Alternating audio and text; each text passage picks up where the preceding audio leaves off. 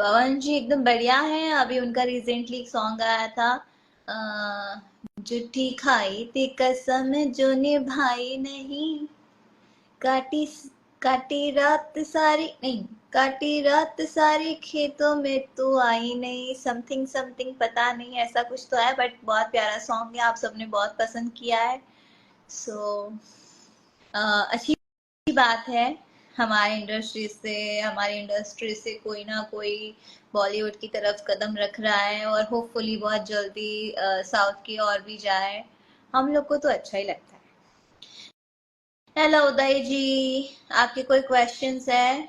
जब से पवन सिंह स्त्री टू में गाना गाए हैं तब से पूरा भोजपुरी इंडस्ट्री के जितने भी कलाकार हैं सबके मुंह पे बस एक ही नाम है, power star Pawan Singh, power star Pawan Singh. यही कारण है कि जब भी कोई सुपर स्टार या कोई भी भोजपुरी का कलाकार लाइव आता है तो सिर्फ वहाँ पे पवन सिंह का ही बात चलता है।